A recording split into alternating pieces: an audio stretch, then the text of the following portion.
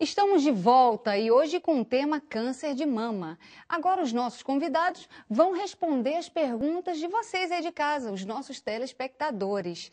E eu começo com o Dr. Igor. Existe alguma técnica especial para a realização do autoexame? E de quanto em quanto tempo ele pode ser feito? Quem pergunta é a Alessandra e ela é de Paraty. Bem, Lúcia, vale salientar que o autoexame ele deve ser encorajado, claro, mas ele é como método adicional para o diagnóstico de câncer de mama, porque a maior parte das pacientes, no autoexame, ela não vai conseguir diagnosticar lesões menores do que 1 centímetro, né? Elas são lesões não palpáveis ao exame físico. E para isso que a gente precisa estimular a realização de mamografias, para a gente poder detectar, como a gente já bem disse aqui, essas lesões o mais precoce possível. Mas, sim, o autoexame deve ser praticado também de maneira suplementar. Ele deve ser feito sempre após a menstruação, a gente orienta pelo 5º dia, né, o 5º dia do ciclo menstrual. De acordo com o tamanho da mama, ele pode ser feito com a paciente deitada, né, nas mamas maiores, ou sentada nas pacientes que têm a mama menor, né, de maneira organizada, de maneira que a paciente consiga, no autoexame, cobrir toda a mama, né, ou seja, cobrindo quadrante por quadrante da mama no autoexame. E uma dica que facilita a palpação, acentua as alterações na mama, é fazer no banho com a mão ensaboada, fazer o autoexame durante o banho, porque as pequenas alterações se tornam mais perceptíveis ao toque. Agora é importante a gente saber, em tempos modernos, todo mundo, as mulheres fazendo cirurgias plásticas com silicone. O silicone atrapalha, doutor? Na hora do autoexame? Não, na realidade não atrapalha nem ao autoexame, nem, na realidade, a realização dos exames de imagem. Uma mamografia bem realizada, um ultrassom bem realizado, a gente pode diagnosticar. Na realidade, as clínicas hoje elas estão se aprimorando, elas têm condições de rastrear lesões mesmo nas pacientes usuárias de prótese. E nos casos que existia algum tipo de dúvida, né, em termos de imagem, a gente parte para a ressonância magnética como método suplementar de diagnóstico. Eu tenho uma pergunta agora que é da Alice Torres, ela é de Angra dos Reis, e ela pergunta para o doutor Leonardo o seguinte: todo tumor tem que ser tratado com radioterapia? Bom dia, Alice. Bom, nem todo tumor de mama ele precisa ser tratado com radioterapia. Como foi dito antes, a radioterapia ela é mais uma modalidade do tratamento e tem a necessidade também da classificação do estadiamento daquele paciente, além da avaliação do laudo histopatológico do tumor, para se avaliar a necessidade ou não do uso da radioterapia. A radioterapia ela é uma modalidade do tratamento que confere uma possibilidade de controle local da doença e além da gente conseguir também aumento de sobrevida livre de doença e aumento também de sobrevida global, junto com as outras modalidades que já foram ditas até então. Então, reafirmando a necessidade de a gente reavaliar o uso da radioterapia de acordo com o estadiamento e classificação histopatológica.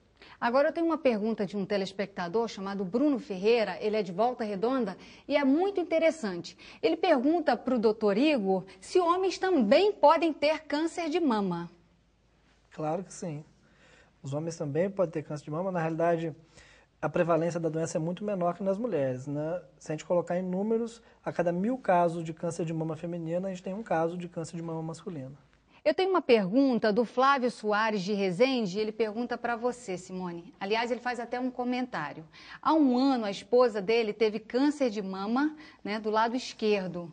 E algum tempo após a cirurgia, ela começou a ter dificuldade para movimentar o ombro, né? Então ele quer saber se a fisioterapia pode ajudar a melhorar isso. A fisioterapia é o único meio de ajuda, né? Essa dúvida do Flávio é de um monte de gente. Por quê? Quando a paciente opera, ela recebe a orientação do médico e ela deveria receber do fisioterapeuta. Às vezes até a própria paciente foge do fisioterapeuta porque ela acha que ela está bem. O que acontece? Quando ela chega no consultório, ela chega praticamente travada, sem mexer o braço. Por quê? Porque ela ouve comentários que não pode mexer o braço. E na realidade você deve mexer o braço. Por quê? Você mexer no braço, você evita o linfedema, porque o linfedema ele é um acúmulo de líquido no braço por excesso de esforço ou a falta do mesmo movimento, né? Então acontece o seguinte, aí começa o quê? Começa a doer o braço. Por isso que a paciente fica com medo de mexer, então ela tende ao quê? A ficar com o braço segurando o braço e ele começa a inchar, começa a doer e limita o movimento dela. Então, a fisioterapia, ela trabalha para quê? Para ela voltar a ganhar o arco de movimento, né? E trabalha uma coisa bem muito importante que eu não falei, é o seguinte, quando você faz a mastectomia, principalmente, existe uma retração cicatricial, né? Isso impede que a paciente levante o braço. Então, por medo, ela evita levantar o braço e começa a doer futuramente. Então, a fisioterapia trabalha com isso, com a orientação, né? O ideal é a paciente tirou os pontos e logo fazer a fisioterapia para isso, no final, não ocorra uma situação dessa. E lembrando que isso só vai ajudar você a ter uma vida normal depois da cirurgia. Agora, eu quero fazer uma pergunta para o doutor Igor. Amamentar ajuda a prevenir o câncer de mama? Bem, Lúcia, a Heloísa já explicou um pouquinho anteriormente que um dos fatores que podem ser imputados ao risco de câncer de mama é a exposição a um hormônio, que é o hormônio que predomina na mulher, que chama estrogênio. Então, os períodos em que a mulher tem menor exposição ao estrogênio, que é o período da gravidez, os 9 meses da gravidez, não predomina o estrogênio, predomina um hormônio que chama progesterona. E no período de lactação, predomina um hormônio que chama prolactina. Nesses 2 períodos somados, o estrogênio está suprimido, ele está em menor índice do que o normal na mulher que está menstruando. Então, na verdade, quanto menos a mulher está submetida à exposição estrogênica, nos casos dos tumores responsivos a estrogênio, a amamentação atuaria como um fator de proteção. Então é importante, você de casa continue amamentando o seu bebê. Agora tem uma pergunta para a doutora Heloísa. É possível um nódulo benigno se tornar maligno? A pergunta é da Marcela Faria e ela é de Piraí. Olha, Marcela, há 2 tipos de nódulos benignos. Existe o nódulo benigno que poderá sofrer uma transformação maligna e se transformar no câncer, e existe o nódulo benigno, como o fibroadenoma, por exemplo, que é comum na mulher jovem e que não corre o risco de sofrer uma transformação maligna. Então, as 2 coisas podem acontecer. Agora, para encerrar, eu quero saber do doutor Igor o seguinte, as mulheres podem ter esperança quando diagnosticado o câncer de mama, doutor? Claro que sim, Lúcia, com certeza. O diagnóstico de câncer de mama não é uma sentença de morte para ninguém, tá?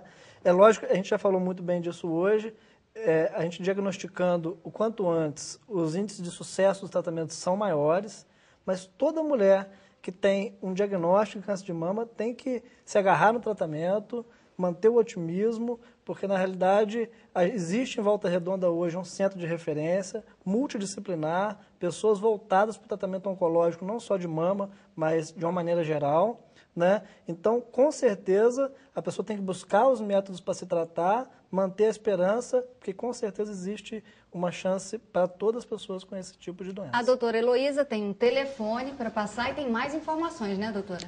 Sim, o doutor Igor mencionou, né, a existência de um centro de referência no tratamento ao câncer, não só de mama, todos os tumores de uma maneira geral, que é o NACOM, situado em Volta Redonda.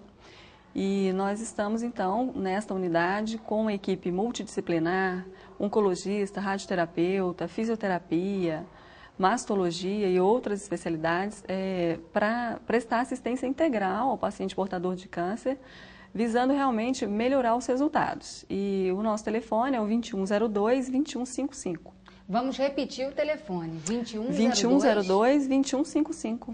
Bem, eu quero agradecer a presença de vocês aqui no programa. O programa Bem-Estar chegou ao fim. No próximo domingo vamos falar sobre bullying, quando a brincadeira vira violência. Participe, envie sua pergunta para revistabemestar@revistabemestar.com.br. Que você tenha um ótimo domingo hoje. E eu espero você domingo que vem. Tchau!